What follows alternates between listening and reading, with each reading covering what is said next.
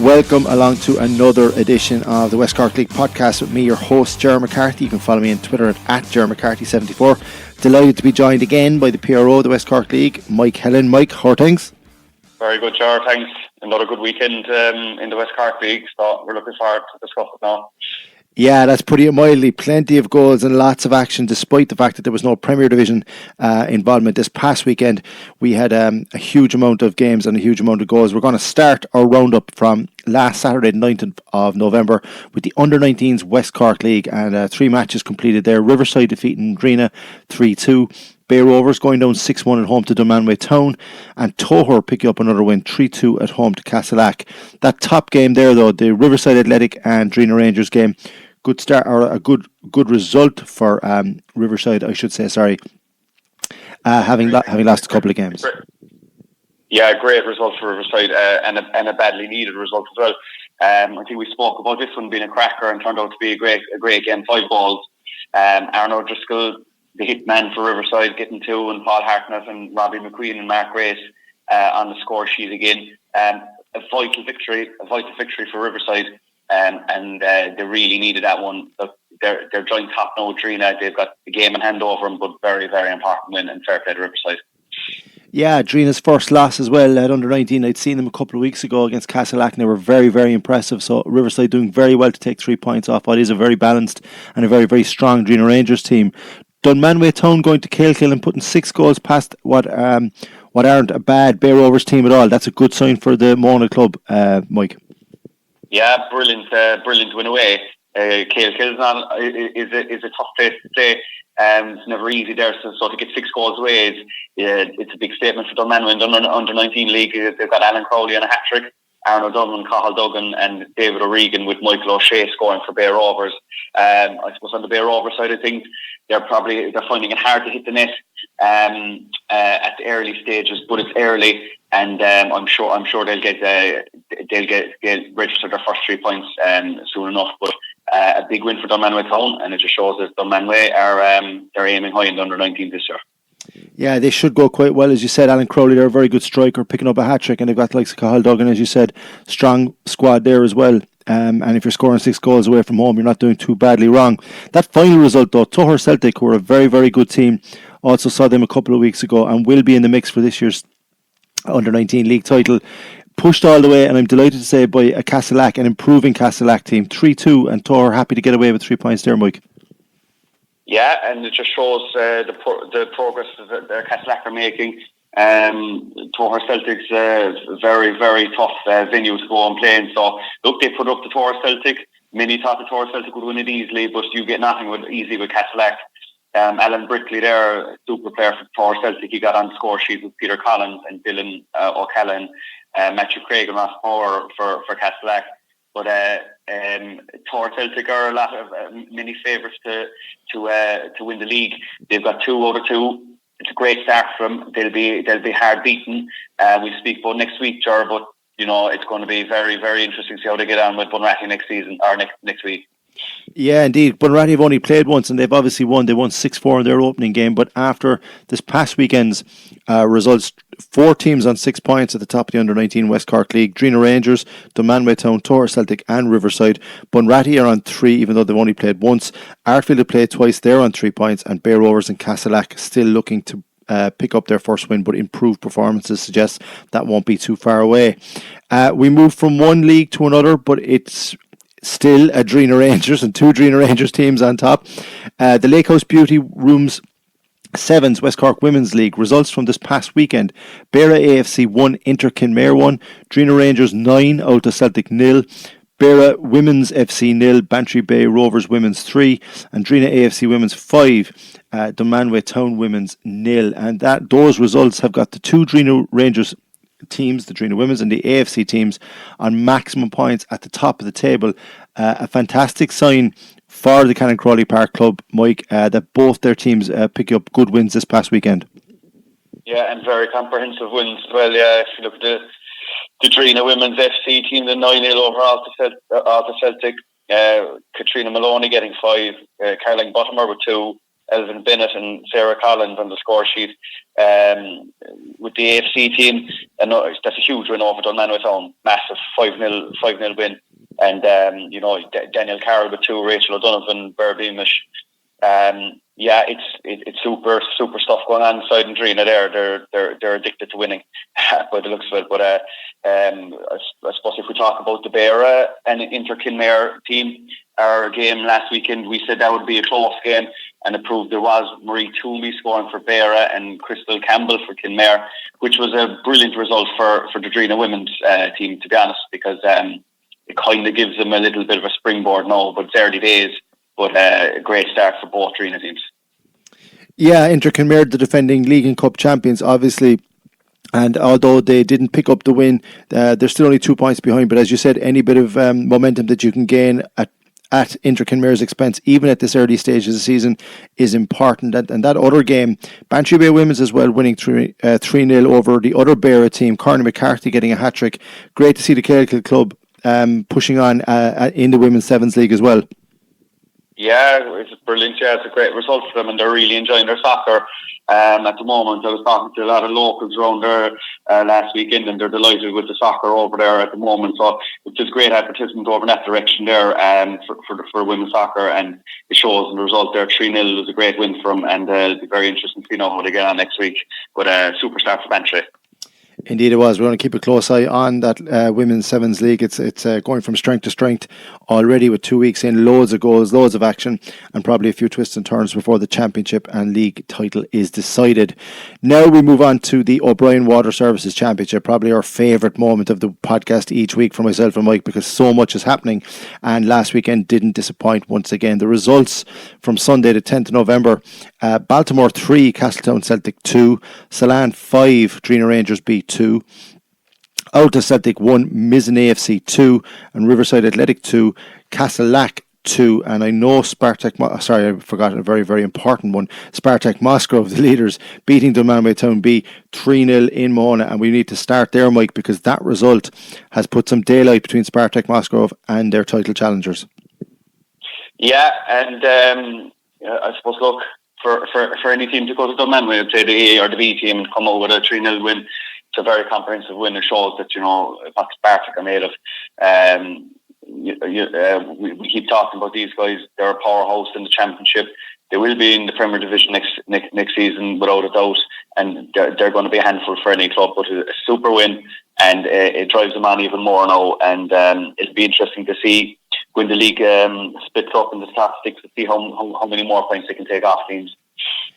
Speaking of important results, a disappointing one from Riverside Athletics' point of view, being held 2-2 by an improving Castellac, and that does seriously dent their title hopes.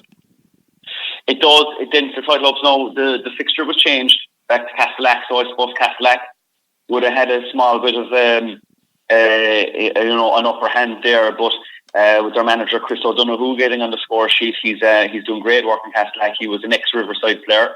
So that would have been a big fixture for Chris.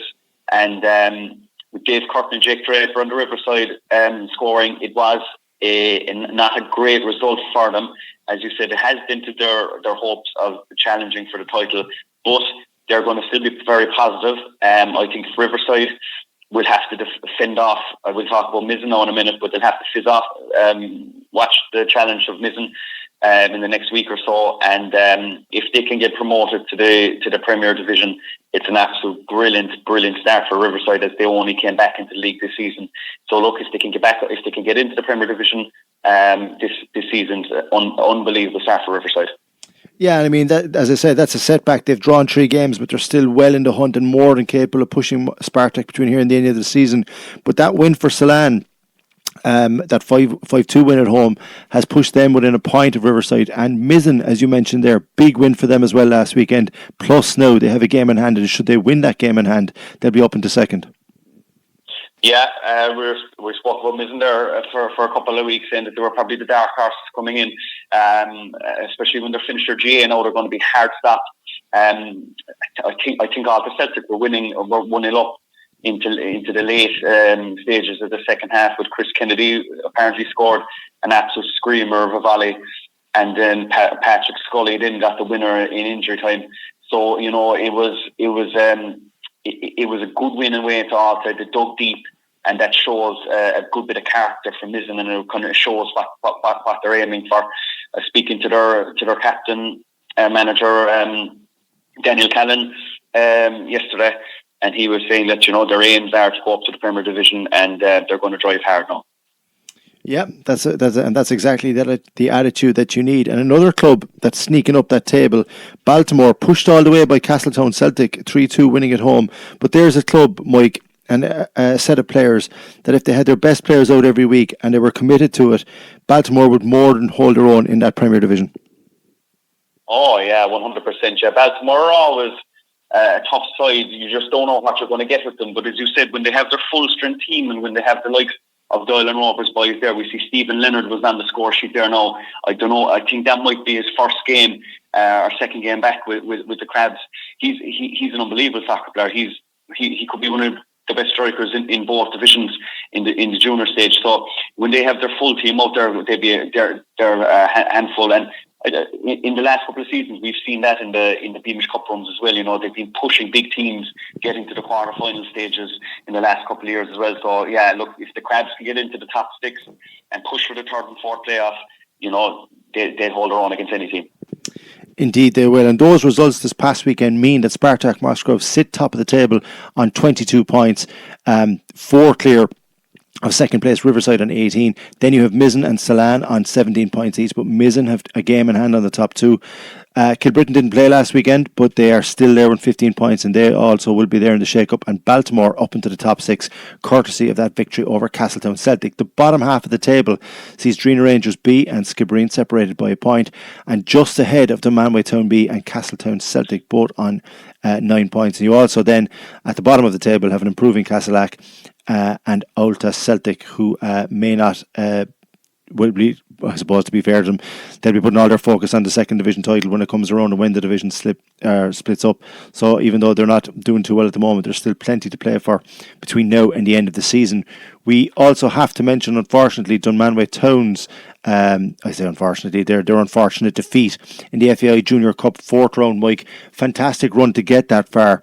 The reigning, or the Dunmanway Town team have had a fantastic season, even though they haven't been playing too many league games. They've been picking up results, but this will be disappointing for them, losing 2-1 away to Fermoy. Yeah, it'll be disappointing, but it's a great experience for Dunmanway Town.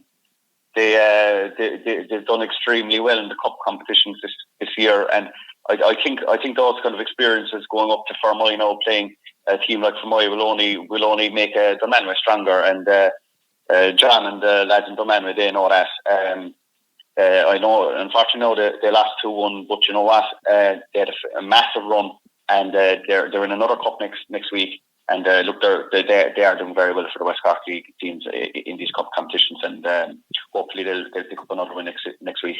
Yeah, I mean, that's a tie that they had a penalty saved, and it looked like they were going to hold out till extra time. Cullen Barry getting on the score sheet for them until Fermoy Fermoy scored late in that game. Disappointing, as you said, for them, but they've had such a good run in the cups lately. They're a team that we'll expect to see shooting up that league table when they do get back to league matters. Now, that's the league, that's the results from all of last weekend, so we're going to quickly look ahead to this coming weekend's matches. Huge slate of games once again, and a couple of cup ties as well. And the draws for the various cups were made recently for both the Garrett O'Driscoll Cup and the Premier Division Cup at a recent West Cork League meeting. And I just wanted to touch on those for a second, Mike, because a lot of interest in those competitions, obviously, because they involve an awful lot of... They involve the top teams in each of the divisions. A quick check on the Premier Cup draw. Clonakilty Town are at home to Doris. Bunratty will be at home to Toher.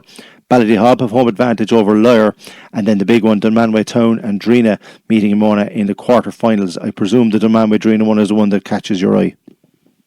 It is, yeah. The two giants, and that's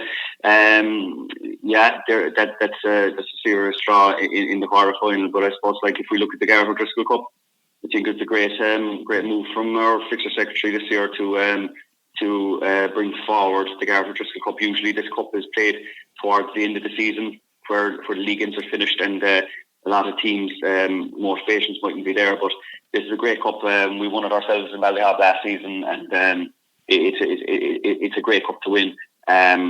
So by moving it forward, the competition is going to be there. People are going to be hungry for the cup, and it's good competition. But yeah, it's the Trina and the Dunmanway fixture is a real teaser now, and we have a couple now next week with Bunratty and Tor, Celtic and Ballyhop and there. So as I said, it's great to get it kicked off early this year. Indeed it is. And just a quick check, excuse me, also on the O'Brien Water Services Championship Cup draw. First round, Castletown Celtic will take on Castleack, Drina B will take on Salan, Kilbrittain will face Mizzen, and Dunmanway B will take on Spartak Musgrove. And the quarter-final draw has also been made for that competition. The winners of Kilbrittain Mizzen will be at home to either Dunmanway B or Spartak. Riverside await the winners of Drina B and Salan. And Skibbereen will take on Baltimore in a local derby, wherein the winners of Castletown and Castleack will face Ulta Celtic. So lots of cup action coming up, including this weekend. But we start with the fixture list for this coming weekend's Under-19 West Cork League on Saturday 16th November. Artfield will be at home to Drina at 2 o'clock. Bear Rovers face Riverside Athletic and Calekill at the same time. Toher Celtic and Bunratty is the big one. They meet at 2 o'clock. And Castleack look to get off the mark at home to Dunmanway Town at 2:30. That's a big game for both Toher and Bunratty, with Bunratty only having played once so far. A win for Toher, though, would set them up for the rest of the season very nicely, Mike. It will, and I'll be very interested in this fixture. The Bunratty boys will be a very tough team to beat this year, and it'll be very interesting to see how they get over and for Celtic. Bunratty have some very, very good players. They've got Killian O'Sullivan there, Luke Nolan, Keith O'Driscoll. Now the four Celtic boys, we know all about Robbie Lucy and Alan Brickley and Peter Collins and all these guys. So it's going to be a real tough fixture for both teams. But I wouldn't be one bit surprised if Bunratty United pull a surprise here. But it's going to be a brilliant game. Yeah, lots of good football in that division, getting better and better with each passing week, but that Toher Bunratty game would certainly be worth casting an eye over. We move into the Lake House Beauty Rooms Sevens League. Ulta Celtic will take on Bear Women's at 2 o'clock next Sunday. Inter-Kinmare play Drina Women's at 2 o'clock. Bantry Bay Rovers Women's take on Drina Rangers AFC at 3:15. And Dunmanway Town Women's take on Beara AFC Women's at the same time. The Inter-Kinmare game, Mike, against Drina Women's, who are lying second or joint top of the table. That's a big game for both teams. Now, obviously, Inter-Kinmare want to bounce back from dropping points last week, whereas Drina will want to keep their winning streak going. I mean, they've scored 13 goals and they haven't only conceded one. That should be a cracker. Yeah, it will be, and it's a perfect game for Inter-Kinmare because they'll go into this game against Drina. As you said, they've scored about 13 goals. They haven't conceded a whole pile, and Inter-Kinmare now will have no pressure up against the Drina Women's. So yeah, it's going to be a good game. It'll be an interesting one, and I think Inter-Kinmare will test Drina on this one, so it'll be interesting. Same with Bantry Bay Rovers and Drina AFC. The Drina AFC absolutely flying as well, but I reckon Bantry will put up to them. They have got a good 3-0 win last week. They'll be happy with that, so they'll be raring to go now against Trina. So yeah, it's going to be very interesting in the Lake House Beauty Room Sevens at the weekend. Two brilliant fixtures there, but with Arthur Celtic and Beara and Dunmanway Town and Beara, it's going to be a great weekend for the women's sevens. Sure. Yeah, and loads of goals going in the games, and the quality of the games improving every week. Well worth checking out on a Sunday afternoon if you're in Dunmanway or Bantry. Now, we move into the cups, and there's plenty of cup ties this coming weekend. But on Friday evening, the third round of the Munster Junior Cup sees OB Scaffolding FC hosting our own Drina Rangers at 7:45. Now, much like Dunmanway Town, Drina are enjoying a great run in the cups and an opportunity on next Friday evening to continue that on. Yeah, to do. Drina Rangers were meant to be in action this Sunday against Kilreen, but they got the walkover. So I don't Drina always want to be playing every week, so I don't think they'll be too happy with the walkover last Sunday. But they'll be back in action again on Friday against O'Brien Scaffolding. I fancy Drina for this one. O'Brien Scaffolding lost it on Sunday to a former West Cork team, Crookstown. They got beaten fairly heavily 4-0, so they haven't picked up a win in the Business League yet. But I think they play their home games on AstroTurf, so it'll be a bit different for Drina Rangers now playing on an AstroTurf pitch. But going on form, I have to say Drina Rangers to beat these guys on Friday night, and hopefully they will. Seeming that they're a West Cork club, we'll all be going for them.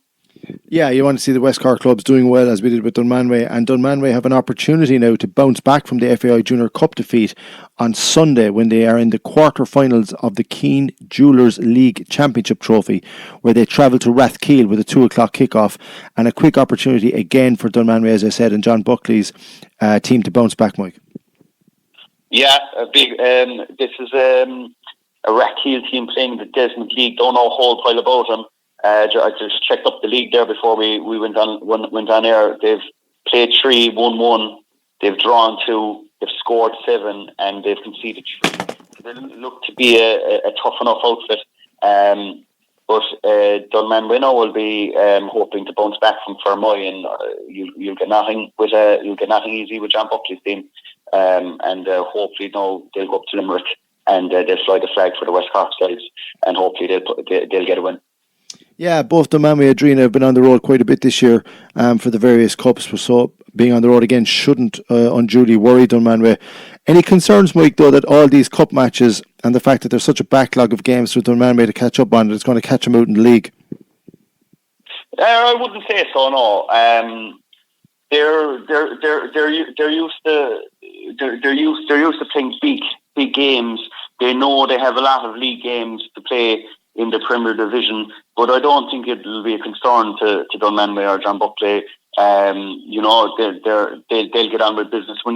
After the Rathkeale game, we'll see what the focus is on after that. If they win, they'll go into the next round, but they'll be back in action again in the league the week after next. And we're all looking at Drina and we're looking at Dunmanway or Clontown's in the leagues, but once Dunmanway get a role in the league, and once they get cracking in the league, they're going to be hard to stop in the West Cork Premier Division. So I don't think there's a whole concern there with Dunmanway. They're happy enough to be playing their cup games. They're playing very competitive games, and they're only going to improve. Even though they have lost the last couple of games, they're playing very, very high standard soccer.